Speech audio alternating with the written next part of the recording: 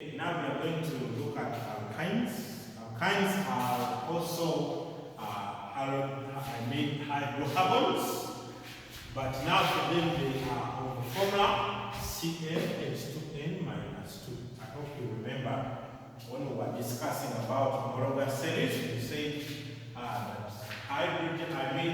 hydrocarbons can be classified as alkanes, alkenes, or alkynes.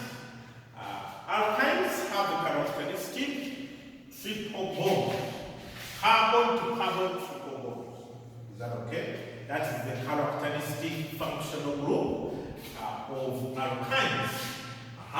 Of course, also their IUPAC names. Remember what we said IUPAC is? International Union of Pure and Applied Chemistry. It is a union that allows us by convention to give names to these compounds. Is that okay?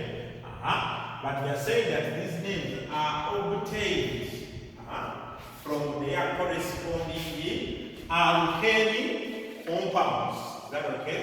But now we just replace the suffix ane from alkanes with yne in alkenes. In alkynes. Is that okay?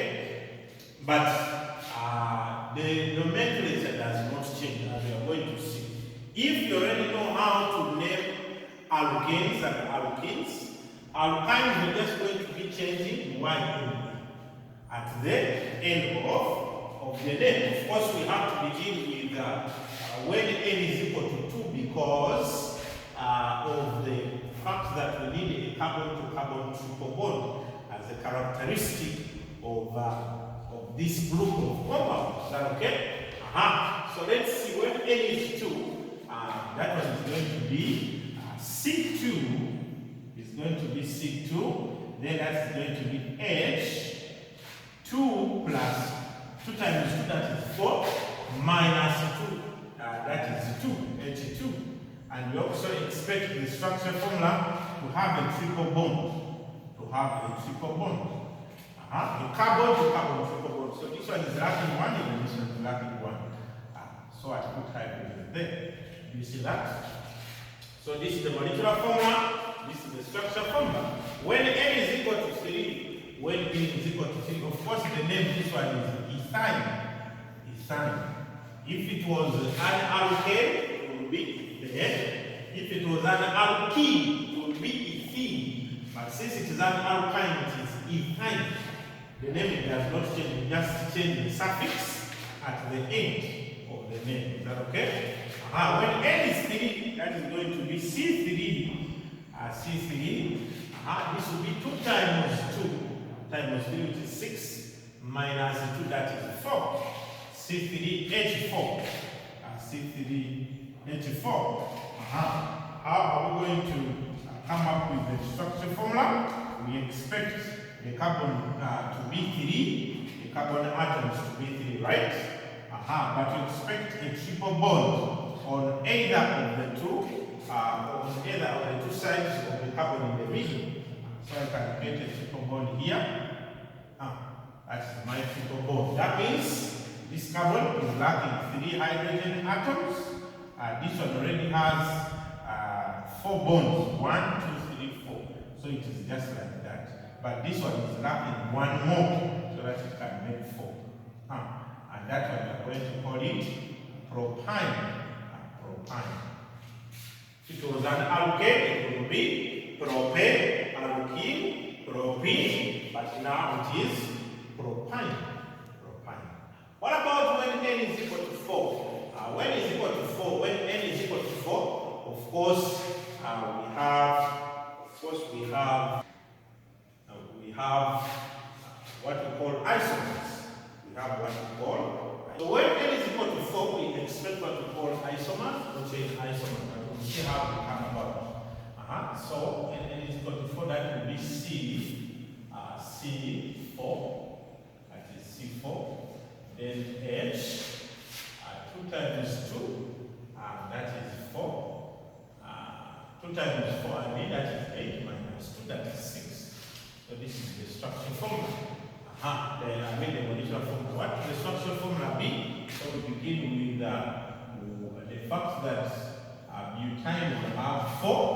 4 carbon atoms, right?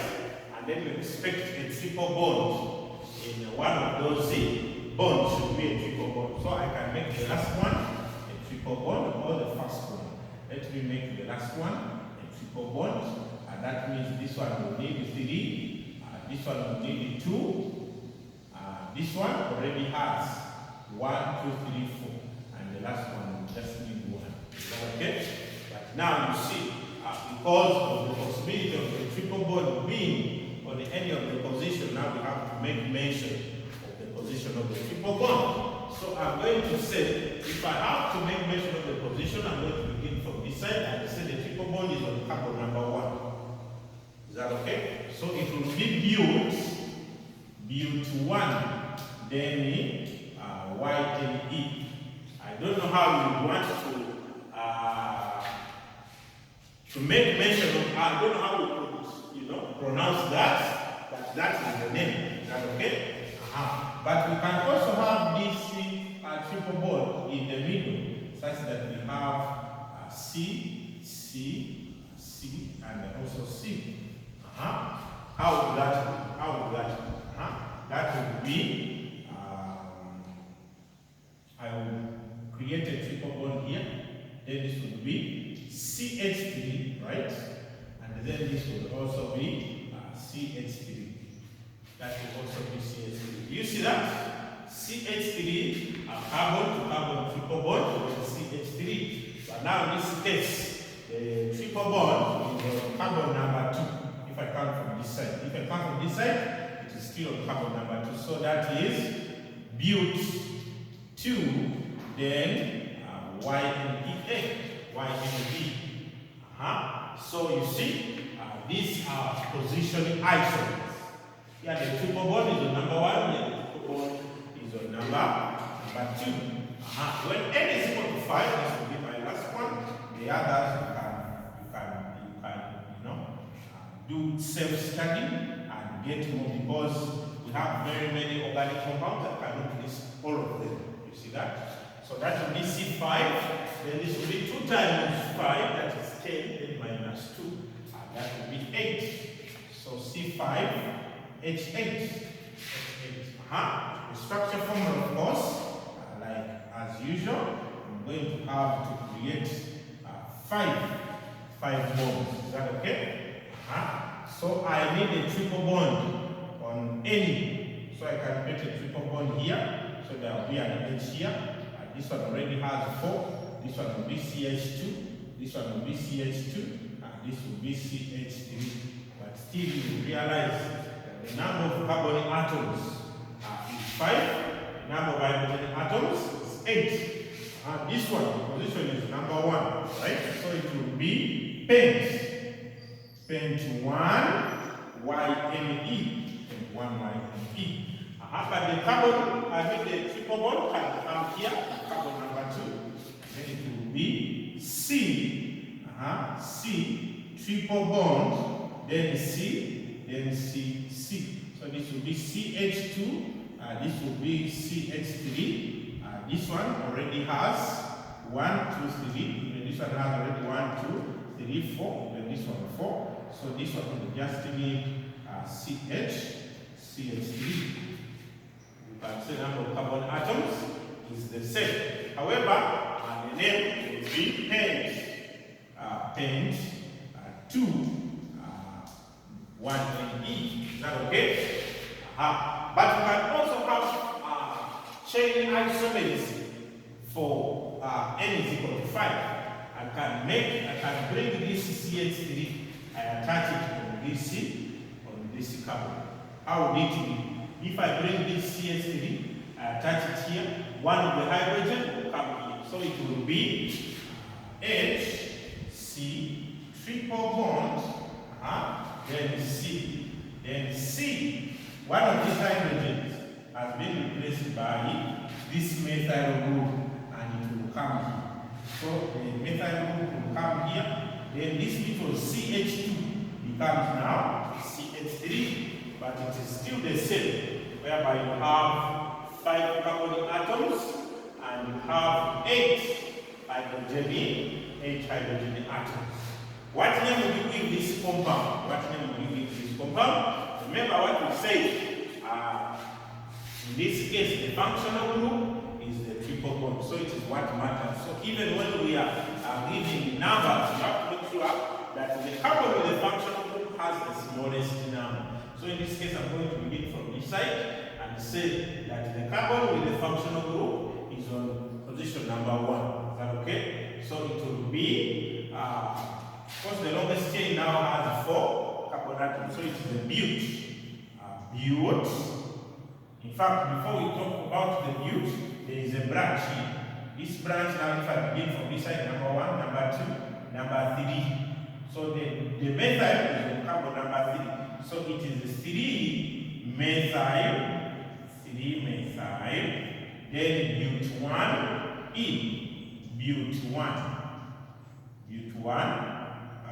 not E, but YN. Bute-1, YN.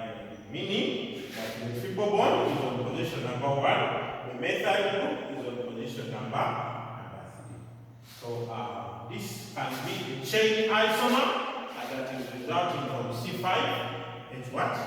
H8. This one is also isomer, and this one is now positioning isomers. Is that okay? So basically that is it on nomenclature. If n is equal to 6, you're going to talk about hexine, h is equal to 7, septine, h is equal to 8, octine, h is equal to 9, no, 9, just like that. The names go in that order. According to, if you remember for alkanes, then alkynes are very simple. Now, let's talk about physical properties of alkynes. Now, talking about physical properties of alkynes, there's one thing that we are going to still refer to. We are going to say the physical properties are always the same.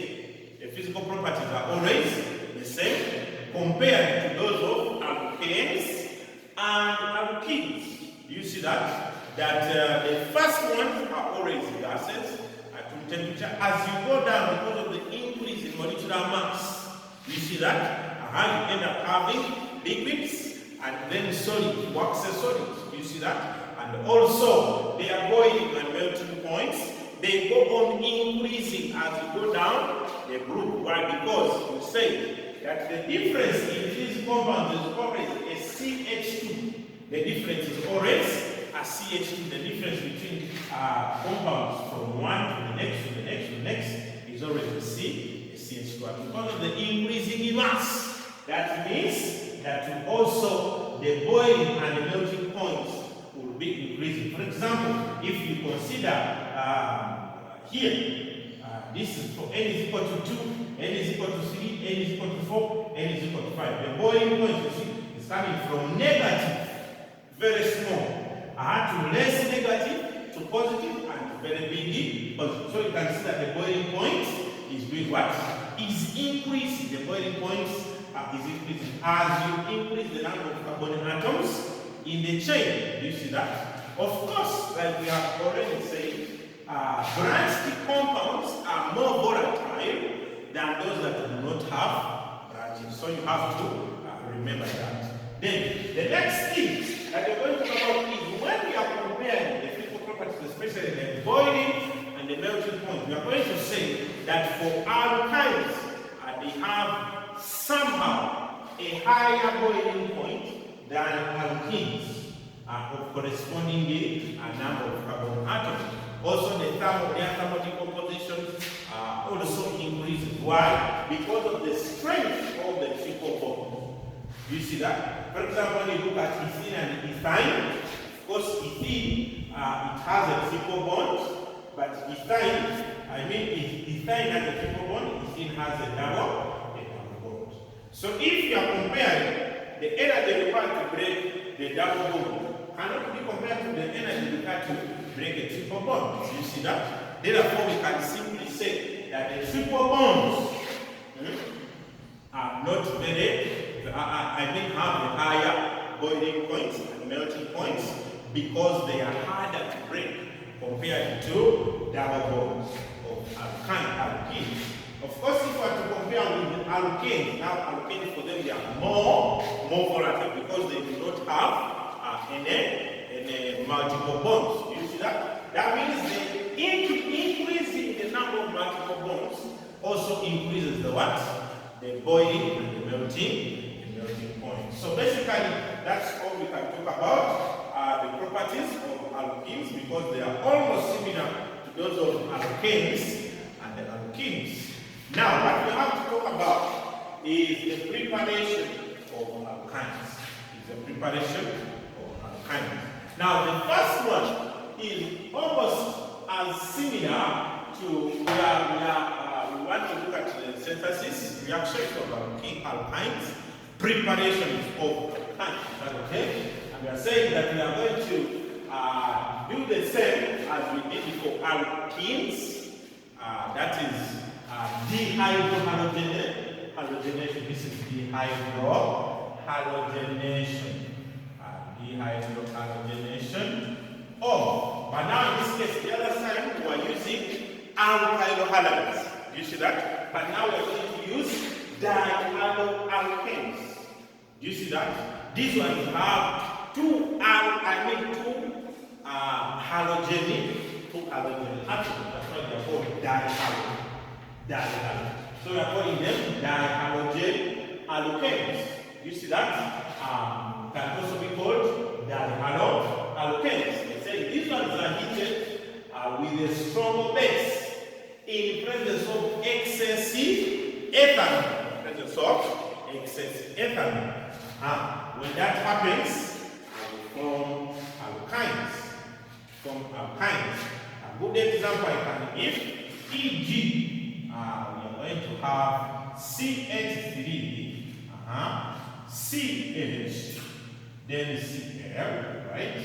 Then again CH, CH2, Cl.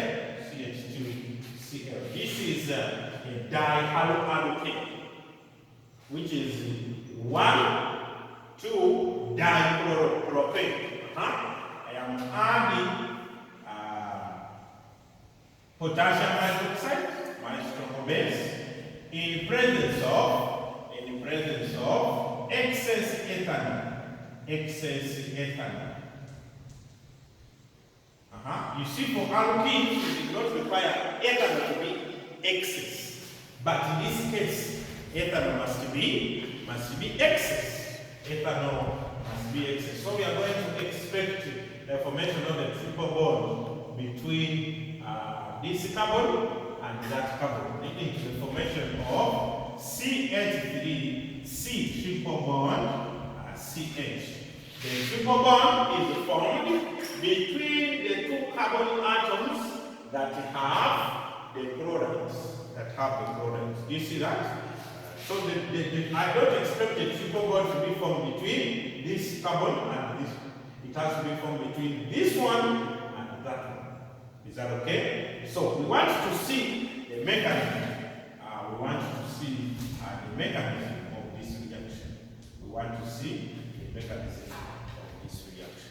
And our mechanism, we are going to, of course, first react potassium hydroxide with excess ethanol. Of course, we say this takes place in presence of heat.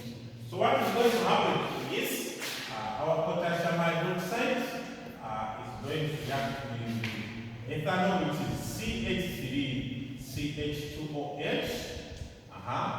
So we are going to form potassium ethoxide, CH3, CH2O minus, K plus, then plus water. Is that okay? Now, potassium ethoxide is going to do what? Potassium ethoxide is going to dissociate, leading to the formation of ethoxide,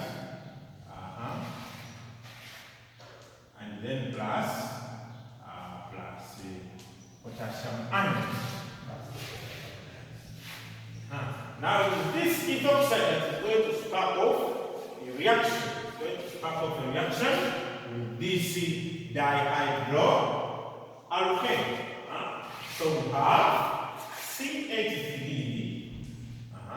CH2, Cl, right? Then CH2Cl. Allow me to write this one up. Then split one of these hydrogens. In fact, it's supposed to be like this. There is no H2. Yes. It's supposed to be like this. So allow me to bring this hydrogen here. Like this, and create a bond here. So what happens is, you are going to have these ethoxides, whereby the oxygen has lone pairs. So the lone pairs are going to attack hydrogen. When they attack hydrogen, this hydrogen carbon bond will break off, joining here. When it breaks off, joining here, what you are going to realize is that now this carbon, which already had 4 bonds, has gained a 5th bond, right? And because it has gained a 5th bond, this was like this. Because it has gained a 5th bond, the chloride will be forced to break off. You see that? So that will lead to the formation of this will be CH3,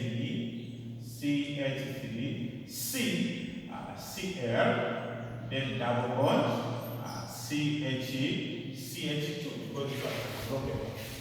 You see that? So we have formed the alkyne, which has a chloride functional group. Is that okay? But remember, we said ethanol is excess. Ethanol is excess. Because ethanol is excess, therefore it means we have excess ethyl ethoxide. Excess ethoxide. So the excess ethoxide is going to keep on attacking. So I'm going to bring this hydrogen here so that it can be attacked by the ethoxide. So the ethoxide is here. This is the CH3, CH2, or minus. So the lone pairs of oxygen are going to attack the hydrogen. When they attack the hydrogen, the carbon-hydrogen bond will break off to form a triple bond here.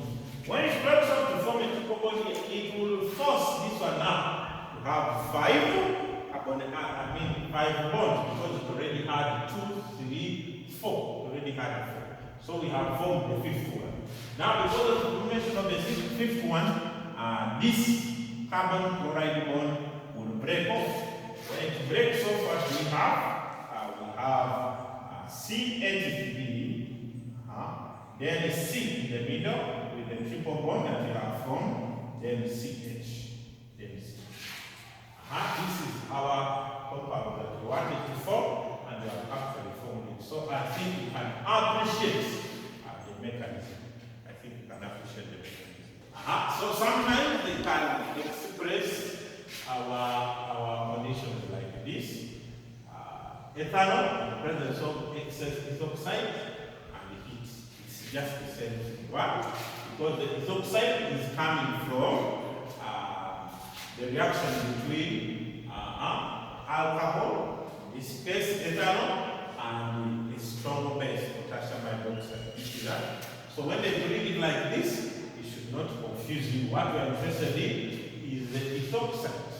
Sometimes, remember, we say they can bring ethanol as ETOH. It's just the same whereby the ET represents the ethyl group, CH3, CH2. So in this case, remember we have said we are going to form a triple bond, but the triple bond is formed between the 2 carbon atoms with the chloride. So in this case, this and that, the triple bond will be formed here.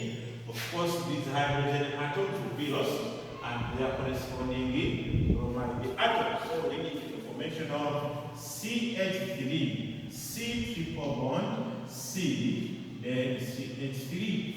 This is actually what we call but2-YNE. That's okay? Let's look at the mechanism. So in our mechanism now, we already have the ethoxide. So we are not going to have to write the equation leading to the formation of the ethoxide because it's already there. So we are just going to be attacking directly. So in this case, I have my CH3. CH, you can bring my PR here. Then CH, still here Br, then CH3, so this one can come here. So I have my hydroxide, CH2, CH3. The lone pairs, they will attack. When they attack that, supposed to be in a curvy form, this bond will break off and make that bond. Is that okay? When that breaks and makes that bond, it's here, triple double bond here, causing this carbon bromide bond to break off. Not this one, because if you break this one, then it means that you have created 3 bonds for this carbon. And this one remains with 5. So you have to be sure that if I've taken the hydrogen on this carbon atom, then the bromide that will break off will be for the next carbon atom. So this one is the one that will break off. So you have to remember that the bond is taken by the bromide. Why is it taken by the bromide?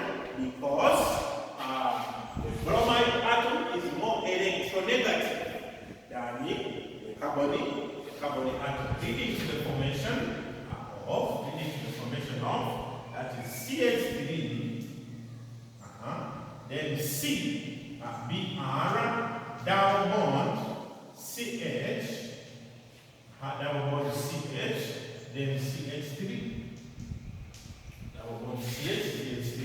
However, this is still in excess, right? So it's going to come here. So I put my hydrogen here, it's going to still attack that hydrogen. CH2, CH3, using lone pairs, the lone pairs will attack the hydrogen.